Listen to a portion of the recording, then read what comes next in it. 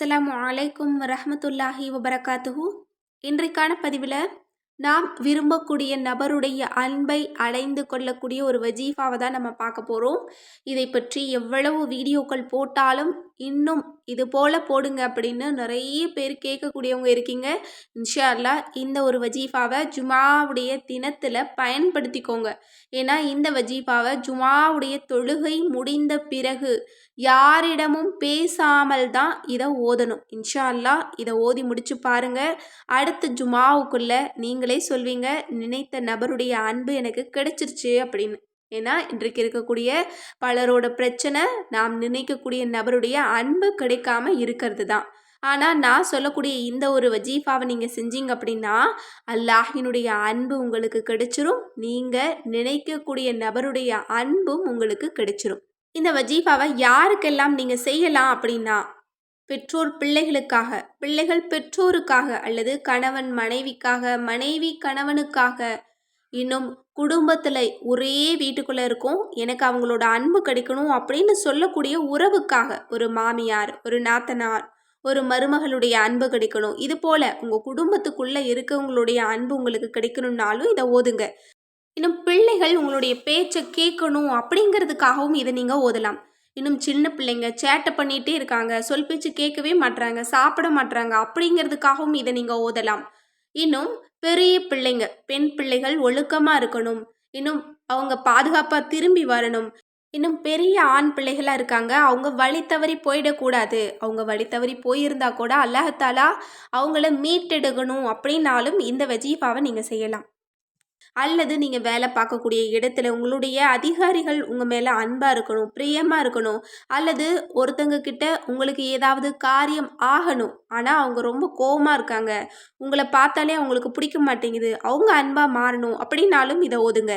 அல்லது உங்களுக்கு யாருடைய சம்மதமாவது கிடைக்கணும் அப்படின்னா, நான் இந்த வேலைக்கு போகிறேன், என்னோட பெற்றோர் எனக்கு சம்மதம் தெரிவிக்கணும், எனக்கு மனசுக்கு பிடிச்ச ஒரு கணவன் கிடைக்கணும், மனைவி கிடைக்கணும், அதற்கு தடையாக இருக்கக்கூடியவங்க சம்மதம் தெரிவிக்கணும். இது போல் பெரிய விஷயங்களுக்காக இதை நீங்கள் நியத்து வச்சு ஒவ்வொரு ஜுமாவுடைய தினத்திலையும் நீங்கள் ஓதி பாருங்க, அல்ஹம்துலில்லான்னு சொல்வீங்க. இந்த ஜுமாவில் நீங்கள் இதை செய்யுங்க.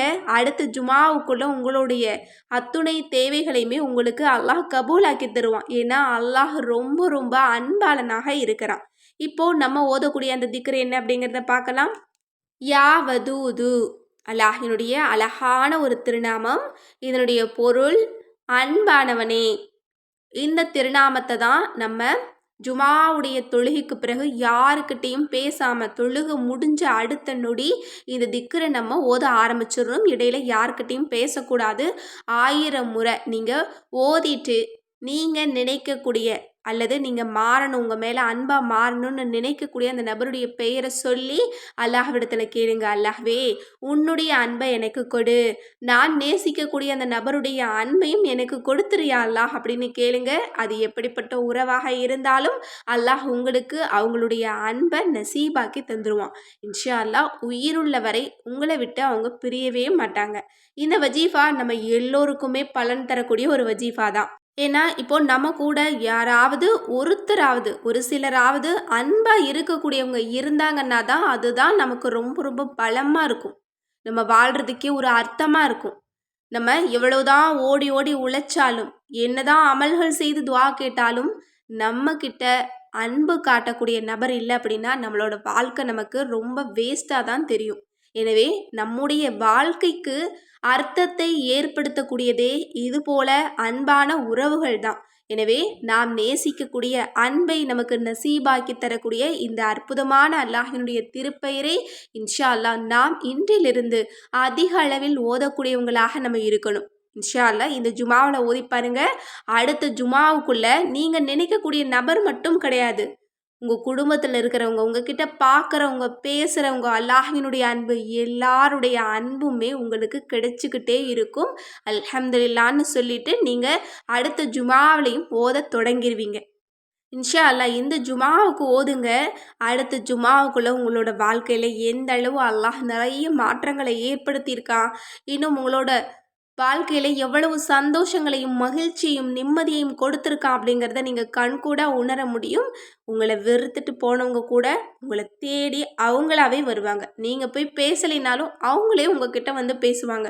இது வரைக்கும் உங்களுக்கு பிரச்சனையாக இருந்த விஷயங்கள் எல்லாமே இனிமேல் உங்களுக்கு நிம்மதியாக மாறிடும். எனவே இன்ஷா அல்லாஹ் இந்த ஒரு வஜீஃபா நமக்கு ஒரு முறை ஒரு தேவைக்காக ஓதணும் அப்படின்னா பல தேவைகளை நமக்கு பூர்த்தியாக்கி தரக்கூடியதாக இருக்குது.